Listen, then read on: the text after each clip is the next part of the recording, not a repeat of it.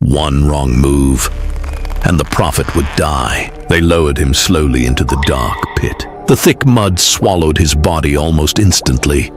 With every passing second, the prophet sank deeper, slowly drowning in darkness while the guards laughed, mocked him, and left him there to die. But in the middle of the chaos, a simple servant ran to save him. Ebed Melech lived in Jerusalem peacefully, but soon a terrifying threat moved closer to Jerusalem. The Babylonians were powerful conquerors, known for their brutal armies, massive sieges, and ruthless destruction. And the only voice that could save Jerusalem from destruction was the prophet that was slowly dying. But to understand why the prophet was forced to drown in the mud, we must first go back to the beginning of Ebed Melech's story. A long time ago, in the grand and terrifying city of Jerusalem, lived a man named Ebed Melech. He was a humble servant from the distant, sun-baked land of Cush, but he was about to become the single bravest hero in an entire burning kingdom. The city he lived in, Jerusalem, was slowly and painfully choking to death. Outside the massive stone walls, a monstrous army from a faraway empire called Babylon had set up their camp. These ruthless warriors were a crushing machine of human history. Their heavy iron armor shined like a terrifying sea of fire, and their huge, monstrous siege weapons cast long, dark shadows over the frightened city. They had surrounded Jerusalem so completely that not a single person could escape, and not a single crumb of bread could be brought inside the gates. The air inside the city was heavy, filled with the endless sounds of crying babies and the sour smell of pure fear. The people were starving. The royal bakeries were completely empty, and desperation had turned good neighbors into wild, angry people willing to fight over a single drop of water. Out of all the thousands of trapped people, there was one man who the arrogant city leaders hated more than the mighty Babylonian army waiting outside. His name was Jeremiah. Jeremiah was a prophet who spoke the very words of the creator of the universe, and his words were absolutely terrifying. He stood right in the middle of the dusty streets and shouted that the beautiful city was completely doomed. He looked at the rich kings and the starving people, declaring that God was allowing the Babylonians to destroy Jerusalem because the people had been terribly, unforgivably wicked. His brutal, honest message was clear. If you stay inside these giant stone walls and try to fight, you will die a horrible death by the sword or starvation. But if you walk out the gates right now and surrender to the cruel Babylonians, you will live. To the powerful, greedy princes of Jerusalem, these words were pure poison. They wanted to fight to the bitter end, even if every innocent child in the city starved to death. They hated Jeremiah with a burning, blinding passion and wanted to shut his mouth forever. They thought they could simply bury the prophet alive and make his terrifying words disappear into the dirt.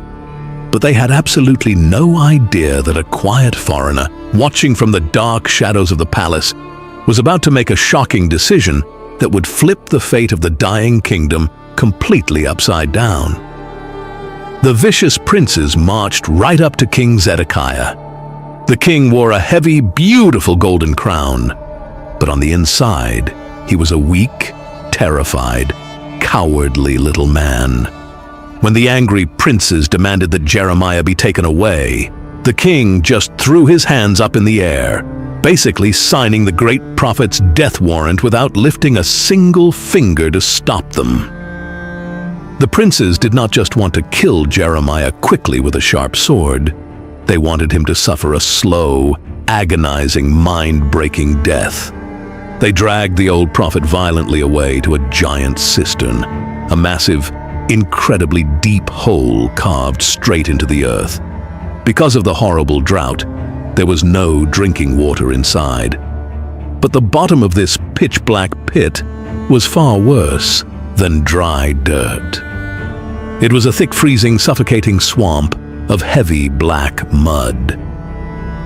The princes tied rough, painfully scratching ropes around Jeremiah's waist and shoved him over the edge, lowering him down into absolute pitch-black darkness. Down he went, the light of the sun disappearing above him like a dying star. When his bare feet hit the bottom, he didn't stop moving. He sank. The freezing mud sucked at his legs like a living monster, pulling him down to his waist. The sickening smell of rotting earth filled his lungs. The princes pulled the ropes back up, laughed a cruel, wicked laugh at the old man trapped in the belly of the earth, and walked away to let him starve alone. It seemed like the absolute end for the great prophet. He was completely buried alive, entirely forgotten by the world above. But before the freezing mud could completely swallow the prophet's final breath, deep inside the royal palace, Ebed Melech was about to do something so wildly dangerous and reckless, it could easily cost him his own head before the sun came up. Ebed Melech was walking quietly through the grand halls of the palace when he heard the awful whispers. He heard the cruel, heavily armed guards laughing about the old man sinking in the mud. When Ebed Melech heard this, something deep inside his heart snapped. He was not a soldier with a shiny sword or thick armor. He was just a servant. But the absolute, disgusting wickedness of leaving a good, innocent man to rot filled him with a massive, unstoppable fire of righteous anger. He knew exactly what the risks were. If he opened his mouth, the angry, violent princes might grab him by the throat and throw him into the hole, too. He knew Jeremiah had no food or water, and the frail prophet would be dead in a matter of hours from the crushing weight of the mud squeezing his chest. Ebed Melech did not hide in his room. He did not wait for someone else to be the hero. He marched straight out of the palace and walked directly toward the gate of Benjamin, where King Zedekiah was sitting surrounded by his terrifying royal guard. To approach the king without an invitation and to loudly accuse the king's most powerful friends of pure evil was practically suicide. Ebed Melech stood before the king, completely surrounded by giant guards carrying spears who could end his life in a single second. With a loud, booming voice that echoed off the ancient stone walls, Ebed Melech pointed his finger right at the corruption. He looked the terrified king straight in the eyes and yelled, "My lord the king! These men have done an incredibly evil thing! They have thrown Jeremiah the prophet into the cistern! He is going to die down there in the mud right now because there is no more bread left anywhere in the entire city!" It was a breathtaking, heart-stopping moment of pure, unfiltered bravery. A servant from Africa standing in front of the king of Judah, loudly calling out the most powerful men in the city for being absolute monsters. King Zedekiah, totally shocked by the explosive courage of this one servant, finally woke up and did the right thing. He ordered Ebed Melech to take 30 strong, muscular men and pull Jeremiah out of the death pit immediately. The king gave the order, and that was a miracle in itself. But the hardest, most impossible part was yet to come. Because saving a weak, dying man from the freezing, suctioning belly of the earth required a brilliant, gentle, genius plan that absolutely no one saw coming, or else the rescue itself would quickly kill the prophet. Ebed Melech rushed frantically back into the palace, his mind working 10 times faster than normal. He knew Jeremiah was an incredibly old, starving, frail man. If they just threw rough, heavy ropes down the terrifying hole and violently yanked the old man up with the strength of 30 men, the ropes would instantly slice right through his delicate skin, breaking his ribs and tearing his flesh. Pulling him out the wrong, careless way could kill him faster than the mud.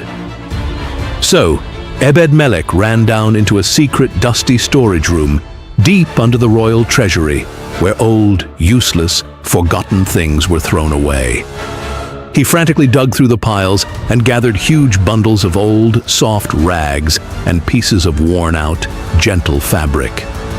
He bundled these soft rags high into his arms, grabbed the thick, heavy ropes, and led his 30-strong men, sprinting through the city streets to the prison courtyard. They arrived at the edge of the pit and looked down into the terrifying, pitch-black hole that smelled like death. Ebed Melech called down, his loud voice echoing in the deep cavern. He carefully lowered the huge bundle of soft rags down on a string first, followed closely by the heavy ropes. He yelled down into the total darkness, "Jeremiah, listen to my voice.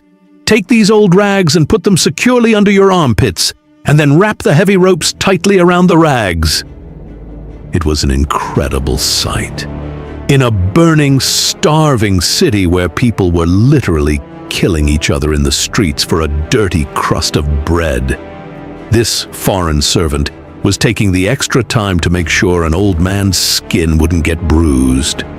Down in the horrible dark, violently shivering and completely covered in freezing slime, Jeremiah did exactly as he was told. He tucked the soft, warm rags under his arms and tied the ropes tightly. Ebed Melech gave the loud command. The 30 men planted their boots into the stone floor, grabbed the ropes, and pulled with all their might. The mud fought back fiercely, holding onto the prophet like a giant sticky hand. The men strained, their muscles burning until the mud made a loud, disgusting, squelching sound and finally let go. They pulled Jeremiah up, hand over hand, up the terrifying tunnel until he tumbled over the edge onto the hard stone floor. He was a horrific sight, caked entirely in thick black mud, gasping for air, shaking violently and looking like a ghost. But he was breathing. He was alive. Against all odds, Ebed Melech had just snatched a man right out of the terrifying jaws of death. The great prophet was safe for the moment. But the incredible, mind-blowing story was still far from over. A terrifying, unstoppable fire was about to fall from the sky upon the entire city, and out of the smoking ashes of a ruined kingdom, Ebed Melech's own fate was about to be sealed forever by a secret, shocking message from God himself. Outside the city walls, the clock had finally run out. The mighty, terrifying Babylonian army was preparing their final, devastating, earth-shattering attack. Jerusalem was about to be completely wiped off the map of the world. Every single person inside the walls was going to either be slaughtered or dragged away into a lifetime of slavery. But God in heaven, who sees absolutely everything, had seen exactly what happened in that muddy courtyard. He had watched the rich princes act like vicious cowards. He had watched the king hide in fear, and he had watched Ebed Melech, a servant from another country, risk his own life and use his brilliant mind to save a dying prophet. And the creator of the universe absolutely never forgets a brave heart. While Jeremiah was resting, the word of the Lord came to him with a private, top-secret message. It wasn't for the king, and it wasn't for the generals. It was specifically, exclusively for the servant holding the dirty rags. Jeremiah looked at Ebed Melech and spoke the very words of God, a promise so powerful it would give anyone goosebumps. I am about to fulfill my words against this city through absolute disaster. But I will rescue you on that day, declares the Lord. You will not be handed over to those violent men you fear. I will completely save you. And then, just days later, the nightmare finally exploded. The Babylonians smashed through the incredibly thick stone walls. The horrific sound of screaming and breaking stone echoed for miles into the mountains. The sky turned completely black with choking smoke, as the beautiful royal palace and grand houses were set completely on fire. The cruel princes were hunted down in the streets and captured. King Zedekiah tried to run away into the desert in the pitch-black night. But the terrifying Babylonian soldiers chased him down, violently blinded him, and wrapped him in heavy bronze chains to rot in a foreign prison. The great city of Jerusalem was completely, utterly destroyed, turned into a giant pile of smoking, bloody rocks. But right in the absolute middle of the choking smoke, the crashing walls, and the terrifying, screaming soldiers swinging giant swords, there was one single man walking through the total chaos, completely and miraculously unharmed. Just as God had sworn to him, the sharp swords of the Babylonians did not even touch Ebed Melech. He walked right out of the dying, burning city, stepping over the ruins, and escaped with his life, walking into the future protected by the hand of God. Hey guys, hope you liked the video. Please like and subscribe and comment which country you guys come from. It'll truly help us. If you like this video, then I'm sure you'll love this video also. Till the next video, see you later.